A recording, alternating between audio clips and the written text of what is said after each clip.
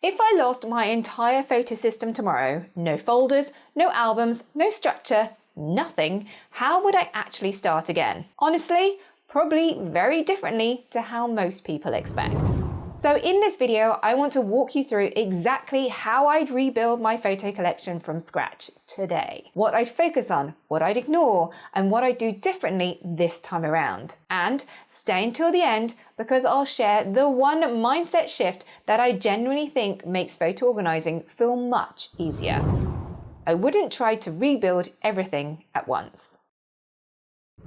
One thing I definitely wouldn't do is turn it into one massive project straight away. I wouldn't go hunting for every old hard drive, memory card, cloud account, and forgotten folder before letting myself begin. Because honestly, photo collections are never completely finished. You always find one more thing later. So instead, I keep the starting point small. I'd pick one manageable area, probably my current phone photos or main computer library, and rebuild from there. Not because it's complete, but because it gets the system moving again. And once you've got that momentum, adding older collections later becomes much easier and far less overwhelming.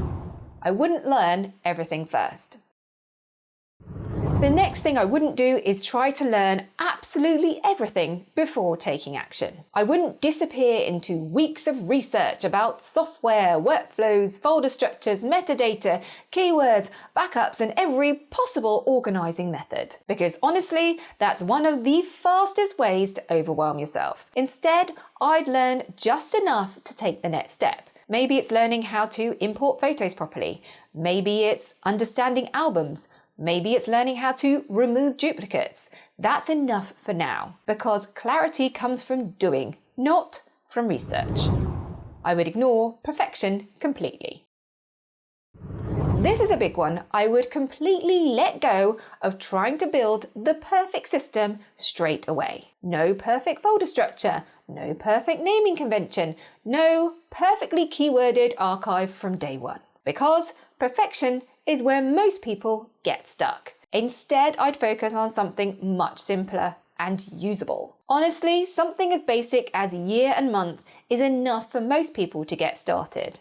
You can always refine things later if you need to. If you're watching this and thinking, okay, I know I need a proper process, that's exactly what I help people with inside my Photo Mess Success courses. They guide you step by step through sorting your digital photos, reducing the overwhelm, and building a system that's actually calm and manageable in the long term. If you want more information, then just head on over to photomesssuccess.co.uk. Right, back to how I'd approach this from scratch. I'd have a goal, but keep it flexible.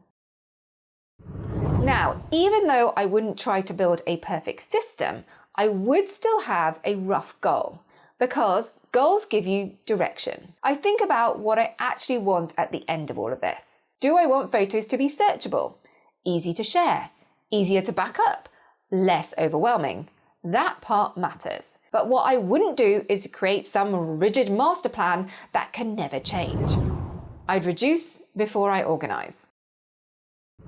This is probably one of the biggest things I'd focus on if I started again. Before organizing anything, I'd reduce first. I'd remove duplicates, screenshots, blurry photos, accidental videos, and all that random junk that quietly builds up over time. Because clutter makes every organizing decision harder. If I started again today, I'd clear out the obvious stuff first and reduce the noise before worrying about folders or systems. Because once the clutter starts disappearing, everything else becomes much easier to manage. There is no point organizing things you don't want to keep. I'd start with recent photos. I wouldn't start with the oldest, hardest, or most emotional photos first.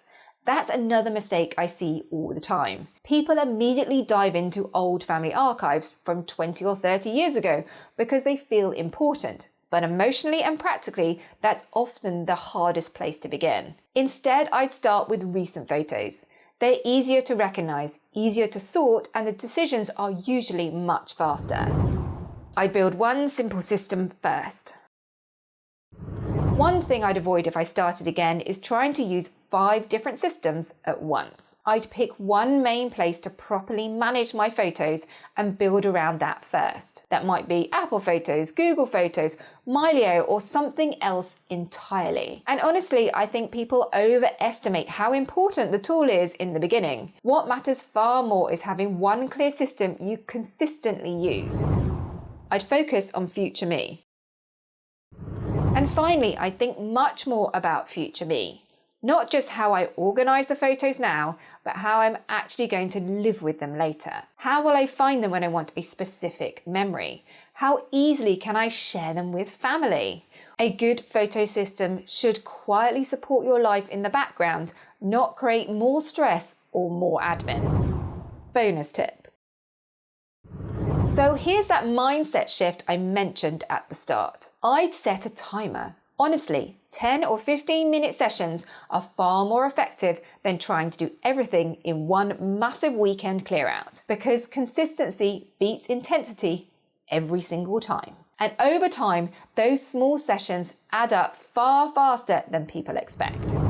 And if you want to continue your photo organizing journey, then check out this little video next, where I walk you through the biggest photo organizing mistakes people make and what actually works instead. If you enjoyed this video, don't forget to like and subscribe for more photo organizing tips. Have fun rediscovering your memories. I'll see you in my next video.